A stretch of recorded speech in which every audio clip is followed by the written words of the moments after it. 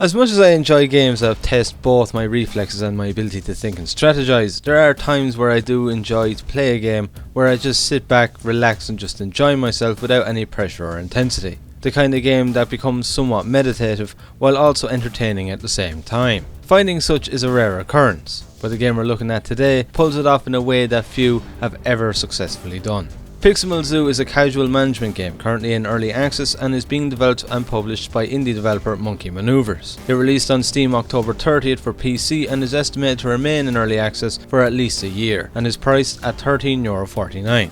Despite being very early in development, Pixamal Zoo offers a fun and charming world filled with characters who each have a ton of personality while giving the player a laid back and enjoyable management experience that is made with nothing more than fun and laughter in mind.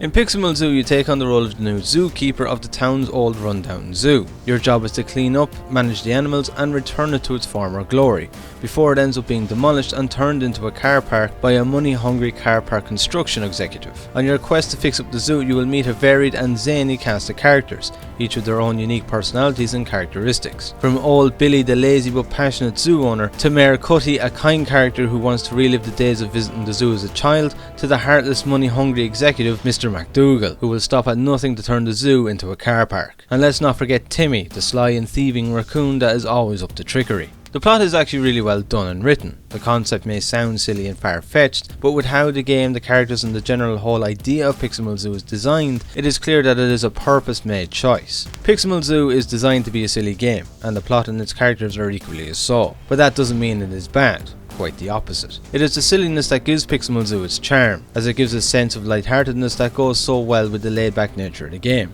Everything about the plot and its characters just oozes with fun, and it is obvious that was the main focus with the writing, and they have succeeded in achieving that in every possible way. If you're looking for a serious and complex plot, you certainly won't find it here. But if you're looking for a plot full of characters and quirky charm that gives you plenty of genuine chuckles, then Pixamal Zoo is certainly a game you will enjoy immensely. Only about the first hour and a half of the plot is currently implemented, but of what there is, it certainly showcases and gives you a good taste of what is to come, and I'm eager to experience more of its playful charm.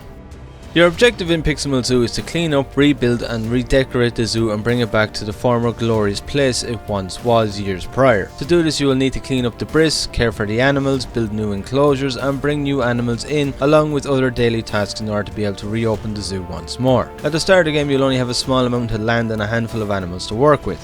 But as you complete your tasks and progress in the game, your zoo will begin to expand with new areas unlocking ready for you to clear up and begin rebuilding. How Pixamal Zoo works is that each day you will need to make your way around the zoo, cleaning out the animal enclosures, feeding the animals, fixing enclosure walls, recapturing any animals that may escape, and picking up debris to allow decorating and building of new enclosures. Each day starts off at 9 AM and you will have up until 5 PM before the zoo closes and you'll be finished for the day. If it is the case that you have nothing left to do before 5 PM, you can always close the zoo early to begin another day. Closing the zoo early doesn't give any penalties, instead it is an option that is available to keep the pace flowing and where the player is never left without anything to do, which is fantastic design. To clean the animal enclosures, you simply need to approach one and holding the left mouse button, simply move the mouse around it, cleaning up any of the dirt marks in it. You don't have to be 100% accurate. As long as you clean up a majority of the mess, the game will register the enclosure as clean. It is a simple enough process that doesn't take any more than a couple of seconds to complete for each enclosure. The fact that there is no need for perfection is a great choice, as it speeds things up and doesn't make the cleaning feel too much like a chore. When it comes to feeding the animals, you need to go to the kitchen. Here you need to make up each of the animals' feeds, with each type of animal having its own diet. But don't worry, this isn't overly complicated. How it works is that on the left of the screen, you select the bucket for the animal you want to make the feed for. The ingredients will then be placed in the bottom center of the screen, below the scales. From here you just select one of the ingredients and fill up the scale to the correct weight shown with the red arrow on the gauge on the right. Once done, you repeat with the second ingredient and the feed for that animal will be ready. You then just need to repeat the process for the remaining animals. If you get close to the perfect quantity of food when weighing them, you'll get a perfect bonus, which grants you a small money bonus at the end of the day. You will get a money bonus for every perfect food weight you achieve. Once you have all the feeds made up and ready to go, you can carry 2 buckets of feed at a time and bring them to the animals that they belong to. You simply click on the animal to give them their food. The feeding of the animals is the most demanding of the daily tasks, as it takes up more time than any of the others, having to weigh out the food. Nevertheless, like everything else with Pixamal Zoo, it is simple to use, keeping with the laid back nature of the game, and having the perfect bonus gives a little incentive to at least put in a bit of effort in weighing out the ingredients. But it isn't too strict either, meaning if you're a few grams short you will still get your bonus. As you progress you also unlock feeders to add to enclosures that decrease the frequency of needing to feed each of the animals. This results in only needing to feed an animal once every couple of days, as opposed to the same animals on a daily basis,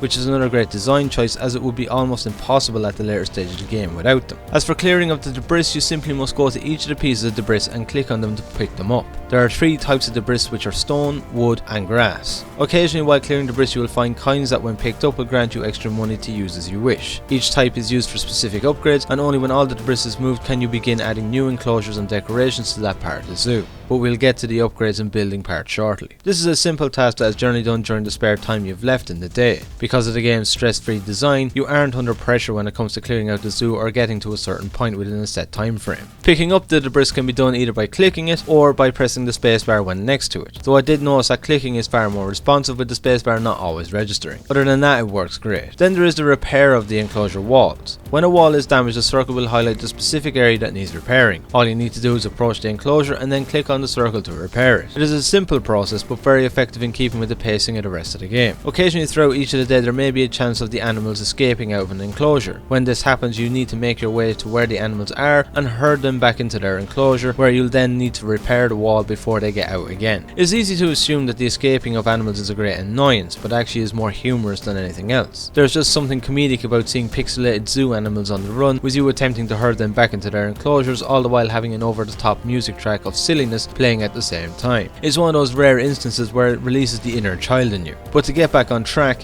from a gameplay perspective, having the animals escape is actually needed, as it is these moments that break up the standard routine, and because it can happen at any time in a day, there is no predictability behind it.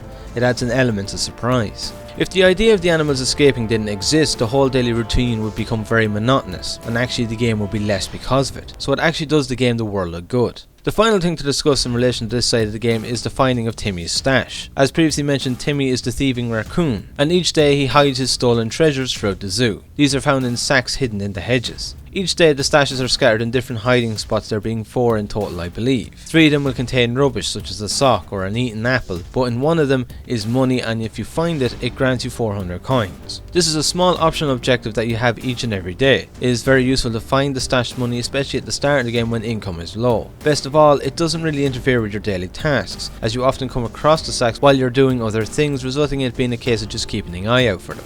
It's a fun little addition that really gives the character of Timmy, even though an animal in the zoo, a personality and charm. Despite all his trickery, you can't help but love him. As a whole, the daily routine and having to look after the animals works very well. It is simple and doesn't do anything complex or challenging that would contrast with the stress-free and laid-back nature of the game. And despite being very early in development, the level of polish is excellent to the point I found very few issues. The only glaring one I did find is that in one of the enclosures in the later stage, one of my camels had a habit of spawning outside of it as opposed to being in it with his other camel friend. Other than that, everything appears to be working exactly as it should and is an absolute joy to play. Next we move on to the actual building and decorating of the zoo.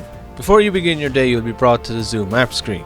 It is here where you can construct new enclosures and buy new animals for your zoo, along with being able to view your expertise level with each of the animal types. It is also through this screen that you will complete most of your plot progression objectives too. We'll start with the animal expertise leveling. How this works is that each time you clean an animal's enclosure and feed them, you gain experience with that animal type. This experience goes towards your expertise with that animal type. You start with no expertise, but can gain up to 3 additional levels. The 3 levels are rank B, rank A and rank S. At rank B you gain an increase to the income gained from that animal type at the end of the day if they're happy. At rank A you will unlock a new animal that you can then buy and add to your zoo. And at rank S you unlock the expert achievement for that animal type. Like everything else with Pixamal Zoo, the ranking system is simple, but acts as a reward system for your continuous play. There's nothing special that you need to do other than just continue with your daily routine. The more you play, the more you're rewarded for doing it, with new unlockables giving excitement to what would otherwise be quite a monotonous gameplay. Most of the rewards are already implemented for the animals that are in the game, but there are a small few still to be added at a later date. In total there are over 20 animal types that you can currently add to your zoo, with plenty more still to be included as development progresses. On the map you'll notice various shapes. Each of these shapes represent a specific specific slot for a particular decoration type or structure. The large shapes that generally come in squares, rectangles and L shapes are your enclosures. The small circles are for small decorations like flower bushes, trees, rubbish bins, lampposts and umbrellas. The rectangles are for benches and the biggest squares are for fountains. To construct an enclosure, it requires grass that you pick up when clearing the zoo. This is where all the resources from the debris comes into play. When upgrading the walls of the enclosure to wood and stone variations, it requires of course wood and stone that you've picked up when clearing debris too. The amount of each resource needed to build the enclosure and upgrade the walls is dependent on its size.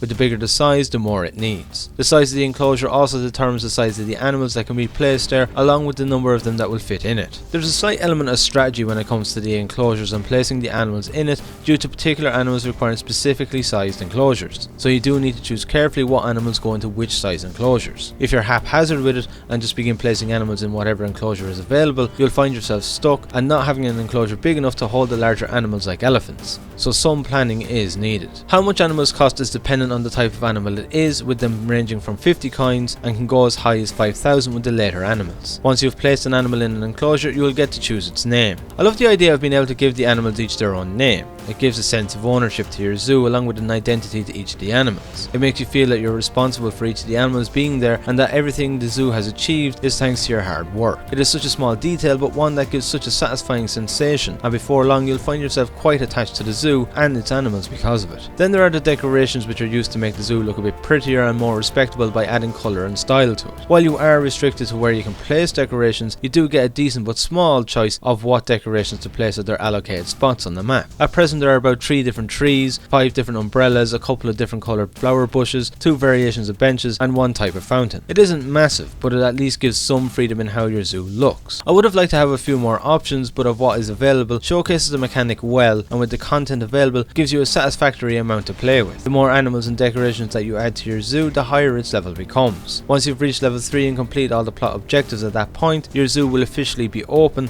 and visitors will start to come in, granting you additional income per day. The more your zoo levels up, the more visitors that will arrive each day, making your hard work quite rewarding. The map screen and the decoration and general building of your zoo are very well done. Sure, it doesn't have the customization freedom of other such games, and that is fine. It is a game that was never designed to. Regardless, it still gives you at least some customization freedom, allowing you to place what animals you want where and what decorations to go with which slot in the zoo, along with being very rewarding. Despite its simplicity, it is still immensely satisfying, and when combined with the day-to-day running of the zoo, it acts as a break in the gameplay that together creates a unique and fun experience. If there was any suggestions I would have, it would be to perhaps add a visual note on the animal's portrait, or details to say whether you already have an animal type in your zoo or not, without having to go back to the map to check each of the enclosures. This way you will instantly know if you already have that animal type, as attempting to keep track of 20 plus animals and remembering what ones you do and don't have isn't easy. It would make a real difference. Other than that, there is nothing I can actually fault with the current build. It's very well designed and extremely well polished. At this moment in time, there's about an hour and a half to 2 hours of progression to the gameplay, but even after you finish what unique content the game currently has, you're given one more expansion to your zoo, allowing you to continue building it up for a while afterwards. If you were to build up the entirety of the zoo that is currently available, plus get all the achievements, you'd be looking at probably about 4 hours of gameplay, which isn't bad at all. As a whole, the gameplay to Pixamal Zoo is fantastic despite its early stage of development. The developer's vision is very clear when it comes to what they are attempting to achieve with Pixamal Zoo. That vision is to create a casual, simple, relaxing and stress-free management game that isn't trying to bleed your bank account every 10 seconds, and they have succeeded in every regard. There is definitely going to be a big focus on co-op as development progresses, with it being an option in the main menu, which I'm very excited to see exactly how it will work, and with the way that the game is designed, I think co-op will be perfect. Despite its limited content right now, Pixamal Zoo is nevertheless outstanding. It is fun, it is humorous, it is light-hearted, and most of all, full of charm and personality, with all the mechanics having been carefully designed and implemented to where they work in complete harmony with one another. If you are looking for a more casual, relaxing and stress-free zoo management experience, then I highly recommend checking out Pixamal Zoo. You won't be disappointed. The atmosphere to Pixamal Zoo is fantastic. Much like everything else with the game, the atmosphere is brimming with silliness, lightheartedness and tons of colourful charm and personality, with a soundtrack that perfectly accompanies it. The soundtrack to the game has a form of cartoony upbeatness to it that really helps carry across the game's playful nature. From the fast-paced and bubbly track of the main menu, to the over-the-top silly track that plays when an animal has escaped, to the often upbeat and at times jazzy tracks that play during your daily routine. Each and every track has so carefully been chosen to fit in where it plays, and it truly adds to the atmosphere and general character of the game. No matter if you still have things to do before the zoo closes or animals have escaped, the game never feels like it's increasing with intensity. A lot of that is thanks to the atmosphere, as once you get absorbed into it, it becomes very meditative, and it is that which makes Pixamal Zoo so special. No matter how much you love video games and covering them, the constant fast pacing, intense and action packed nature that games go for these days can be quite draining. In fact, it can be bloody exhausting. So when you come across a game like this, it is an absolute treat to play. Pixamal Zoo is shaping up to becoming an outstanding game that is not only delivering on what the developer hoped to achieve, but is doing so in a way that keeps things simple yet immensely enjoyable too. I've played my fair share of casual management games over the years, but none have the charm and upbeat nature that Pixamal Zoo has. From the very moment the main menu screen loads up, you just know you're in for a good time that is going to put a smile on your face. It's cheerful, it's playful, it's silly, and it's absolutely brilliant. From its humorous plot and personality filled characters to the fun and well designed gameplay to its absorbing atmosphere, Pixamal Zoo is a sheer joy that will keep you gripped from start to finish. For me to be this excited about an early access game, that alone is an achievement in itself. Pixamal Zoo has a very bright future ahead of it, and I honestly can't wait to see what new and interesting mechanics and ideas are going to be implemented. Most of all, I'm eager to see how the plot progresses and what antics are left to take place. If this sounds like a game that interests you, buy it. It will be worth every cent.